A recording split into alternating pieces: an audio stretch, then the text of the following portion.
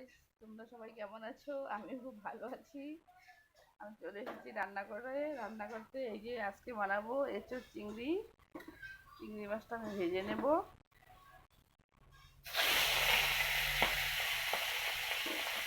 কড়াইটা বেশি গরম হয়ে গিয়েছে। চিংড়ি মাছটা লাল করে ভাজা হয়ে গিয়েছে, এখন আমি উঠিয়ে নেব। তার আগে কাঁঠালটাকে তেলে ভেজে নেব, তারপরে আমি মশলা দেবো। কাঁঠালটা তেলে ভেজে উঠিয়ে রেখেছি, এখন কড়াইতে দিয়ে দিয়েছি পেঁয়াজ।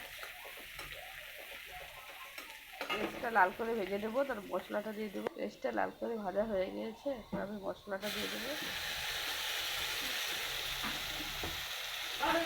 মশলাটা ভালোভাবে সাঁতলিয়ে নিয়েছি, এখন জল দিয়ে দেবো।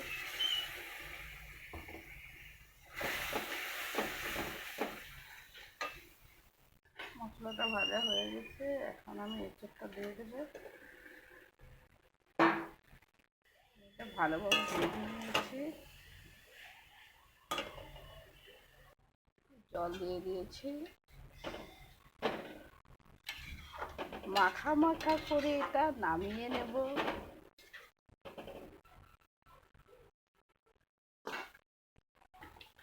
এটা ফুটে গিয়েছে, এখন আমি চিংড়ি মাছটা দিয়ে দেবো।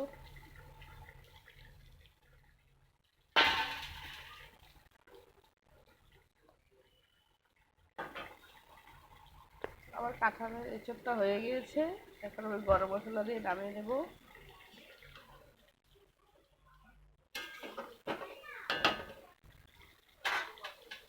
দেখো এঁচোড়টা হয়ে গিয়েছে, কালারটা কি সুন্দর হয়েছে।